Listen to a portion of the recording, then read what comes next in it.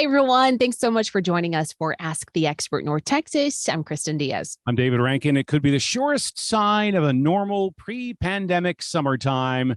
This summer could see more people traveling than at any time, even before the pandemic. We seem to have a traveling Jones going on here. That means we need to be extra patient and leave a lot of extra time for getting through security, dealing with rental car counters, and new travelers as well. On today's Ask the Expert, we're joined by our travel expert, Johnny Jett. You can find him at johnnyjett.com. He is in the KRLD Zoom room. John, thank you so much for the time. Hey, thanks for having me. A sure sign of getting back to some kind of normalcy this summer. The numbers are kind of interesting that more people really want to travel this year. 100%. I mean, I've been following the TSA. They put their numbers out every single day. Today was a little bit less than 2019, but for the most part, I mean, 2 days ago, I think it was 200,000 more than 2019, the same day. So, I mean, the numbers are there. When the summer comes around, it's even going to be more. If you're going to travel this summer, buy your tickets now. I've been setting fare alerts for a while. I'm still trying to figure out where I'm going, when I'm going. But, the deals are usually on Tuesday and Wednesdays. So where to go and when to go. I think that's really important because some people, they know they want to travel for the summertime, but maybe they don't really know what's going to be the best bang for their buck, because a lot of people are still trying to be very conscious about how much they're spending on vacation, but they know they want to go. Any advice for where people can find the best deals? I mean, it's always where other people aren't. So, you want to go to places that are not crowded. You can go to the Caribbean. Everyone wants to go to the Caribbean in the wintertime. The summertime is probably a better time to go there and cheaper. Also, Florida is usually cheaper in the summertime. But again, do you really want to be there in the summer when it's hot and sticky, when you can be up in the Northeast or in the Midwest, when the weather is beautiful? Europe, you definitely want to be away from France and Italy and Greece in August. It's going to be hot, not a lot of locals, but you can find deals usually, like in Italy in August and Rome. You cannot find them on the beach, but you can find them in the cities, because all the Italians, they're all on the beaches in August. But in the city, you might not even find an Italian in the city, but you will find some deals. It's going to be hot. Isn't it also a good idea to actually look closer to home, perhaps driving road trips for perhaps shorter vacations, shorter breaks? Depends where you live. I mean, I live in Los Angeles, so I'm very fortunate. I can go pretty much anywhere within 2 hours, and it feels like a world away. I can go 10 minutes away. And it's like that in a lot of different destinations. But yeah, wherever you live, always look. And we did that. I mean, we're still doing it. We're going away next week. We're doing a staycation. It's a great little getaway, and plus you can do it often, and it's usually not as expensive, and it's a lot less hassle. I mean, we just got off a plane 3 days ago with my 2 little kids, and it's, schlepping across the country is not that easy. Absolutely. When you've got the little ones, finding some family friendly places. What is your, recommendation when it comes to all-inclusive resorts, or picking maybe a loyalty reward program? I haven't stayed at many all-inclusives lately. I did before I had kids. Now I need to, since I do have 2 little kids. I know Club Med has always been good. There's like ROU hotels in Mexico that I hear are pretty good. The food's pretty good. There's a whole slew of them. And I know beaches, I hear, is great for kids, especially the one in Turks and Caicos, which is, I really want to take my kids there. But, I like, when I'm traveling with my kids, I really like to either rent a place from either Vrbo or Airbnb, or get a bigger hotel like Residence Inn, where you have a kitchen, because having a kitchen with little kids and an extra room just makes all the difference in the world. I mean, because my kids are picky eaters. They're always hungry. And so it's just a nice way to save some money and also feel like a local. We've had some very good success with a place called Hyatt House, which is the same kind of a thing, full on kitchen with separate rooms and separate bedrooms. Different topic. Are people going to be a little bit more nervous about flying on planes because of a couple of things? Scheduling problems that we've seen with Southwest Airlines, And we're seeing more and more people getting a little bit unruly on the planes themselves.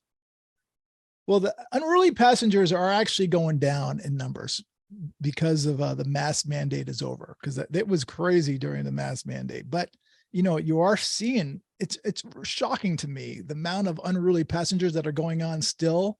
I mean, I just wrote a story in today's newsletter about this guy who was just flipping out over a screaming baby. I mean, if you can't deal with a screaming baby, then you have no business to be on a plane. And I was shocked by the comments because there's so many, there was like half the people agreed with this guy. It's like, listen, you always have to come prepared when you get on a plane. Have earplugs, number one. Have noise cancellation headphones, and have music with them. You just can't have the headphones. You need to have music. So load up your phone, make sure it's charged, have the music that you want or the movie, and you just have to deal with it, because there's always going to be screaming babies unless you fly private. And I don't think you want to spend that kind of money. And I just think with these unruly passengers, there's a lot of people who have some anger management problems, or they're just, the pandemic really messed them up. I don't know if it's financial, family, whatever, but there's some unfortunately ill people out there. So you got to learn how to deal with it. I'm always very observant when I'm flying. And one of my biggest pet peeves, and it just amazes me, it's every different age group, even old people, they're sitting there watching videos on their phone without headphones. And they don't just do it in the plane. They do it in the airport. They do it in the lounge. They do it in the grocery store. I just don't get it. Why are you watching videos or talking on FaceTime without headphones? Just have a brain. Headphones on. I unfortunately, I have someone in my family who does that, and I have to remind her, put the headphones on. I have to put them on for her. My dad just passed away recently. We had his funeral this past weekend. Sorry. One of my cousins was in the back of the church. When we walked in, he's in a conference meeting without headphones. He goes, "Hey, do you mind?" I go, "Yeah, I do mind. Are you crazy? This is so rude." He's like, "Oh, the priest seems like it's okay with it." Well, it's not. I doubt that's okay. And it's definitely not okay with me. So I said, you either put headphones on or you go outside and miss the service. Absolutely. I was going to ask you, we talk about the, turbulence in the sky when it comes to, other passengers, but what about actual air turbulence? And for people, that's also been an issue that we've seen, just a lot of random turbulence that has been pretty violent. What advice do you have for travelers that are concerned about that? Yeah, I just flew New York to LA 3 days ago. And my buddy, he was at my dad's funeral as well. And he took a different flight. And I go, "Hey, was your flight bumpy?" He goes, "Oh yeah." And he goes, "I just read that it's going to get really bumpy in the future. Turbulence is supposed to get worse." And I was like, "Yeah, I read that too a couple months ago." Because of climate change, they're predicting that the skies are going to be more turbulent. And unfortunately, I've been seeing it. And, the good news is that, turbulence doesn't bring planes down, but it is scary. It's uncomfortable. The pilots do everything they can to avoid it. They usually get the reports from the plane in front of them. They try to go to higher altitudes or lower, but it seems like it's just getting bumpy. I mean, we had a good hour and a half of pretty bumpy flights. So yeah, it's not fun, especially when you're little kids, but even when you're not with little kids, it's uncomfortable, and no one likes it, including the pilots. Right. I have one more question. Let's talk about rental cars for just a second. The last few years have been really tough for the rental car companies because they haven't been able to get inventory to rent out to customers. We talked to a car expert yesterday that said that a lot of rental car companies are buying used cars and they're keeping them longer. So you're very likely to see a car with, 30, 40, 50,000 miles on it. What kinds of things would you recommend as far as shopping for rental cars? That's a good point. The good news is the prices are going down. And I just shopped I just had a car rental in Connecticut this past weekend. So my tip is, I use Costco Travel for this one, and I just monitor the price every week. I just check it again. So number one is, when you're going to travel somewhere, book your car rental as soon as you book your flight. And you know what? Just keep monitoring it every week. See if the price goes down. If it does, cancel your booking and rebook. Don't ever buy a non-refundable booking, because a lot of times these prices are going down, and this way you can save it. I changed my this booking this past week 3 times For 2 days, it was $146. The second time I looked 3 days before my trip, it went down to 100. The day before it went down to $84 for a 2-day trip. Wow. Great deal. Yeah. I also have friends that swear by Turo, TURO.com, which is where you're renting from people who own cars. It's like an Airbnb for car rentals. So you can check that out as well. But you got to shop around, but do not buy the non-refundable one because things happen. You get sick. I lost my license one time on my flight from DC to Miami. I get there, I go, oh my God, I lost my license. And obviously you can't rent a car.